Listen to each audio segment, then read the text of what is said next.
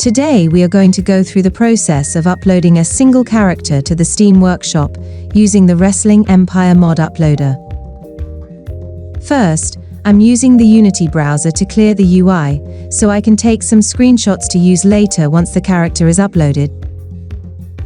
Next, you'll need to make a directory for your character in the Wrestling Empire uploader directory. Inside that directory, you need a folder named Plugins and a 256 by 256 pixel image named Icon.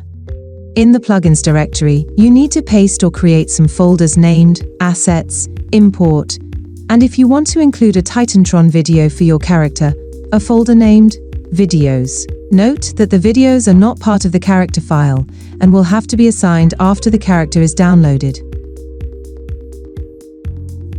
Next, you'll need to find your character file. Do this by going to BPNX Plugins, Ingo, WECCL, Export, and searching for them.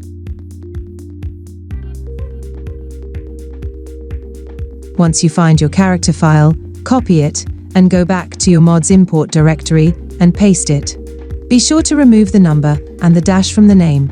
Otherwise, it overwrites what character is in that slot, rather than appending and adding a new character to the roster. Open the character file in any text editor, such as Notepad. I prefer Notepad Plus because it makes working with multiple files easier. Inside the character file, you'll notice 3 blocks of asset references, one for each of the 3 costumes: wrestling, casual, and referee. Most will say vanilla in their path. Custom assets will have custom/manual in the path. These are the assets that need to be collected and placed in the appropriate directories in your mod's assets folder. Go back to BPNX Plugins Manual Assets and locate each of your custom assets. I try to place the name in each related asset so I can easily search for them.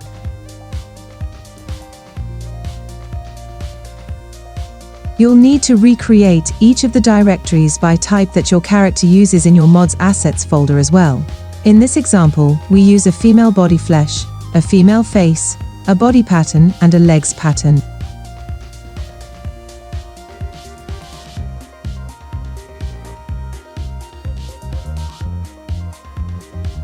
Place any Titantron videos you have in the video directory. Any entrance music you might have stays in the base assets directory. Let's go back to the character file.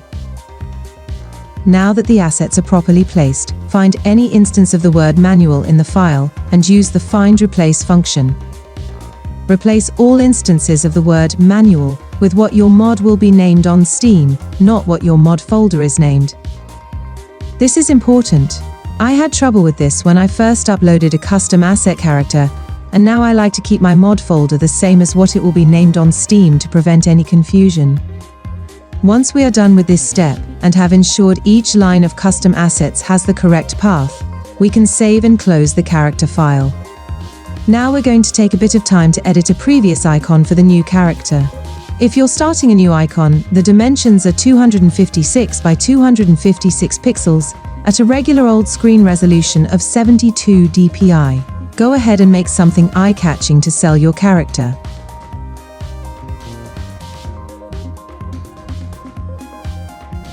Perfection. Now that we have an icon for our mod, we'll save that in the base mod directory.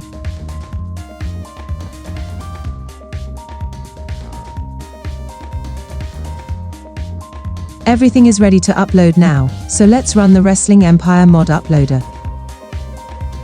Click Create New on the bottom left. Give your mod a name, the same name as what manual was renamed to in the character file. Once you create your new mod, the list on the left refreshes. Find the new mod and select it. You can then point the uploader to the appropriate directory. It will have created a few duplicate directories in the naming process. Feel free to delete those. Next, you're ready to give your mod a description, add any tags you wish, change its visibility from private to public, change the version to 1.0.1, and write any notes you may want to add. Once you're done with this, click the green Submit button on the bottom, and your character will be uploaded to Steam. You should be able to see your character immediately on Steam. It might take a little bit to show up for others while the checks take place. For now, you can go to your character and set any screenshots you may have, or any YouTube videos you have. The final step is to go to Add, Remove Required Items on your mod Steam page, and select WECCL from the list to ensure the character isn't run without WECCL in place, which would result in errors.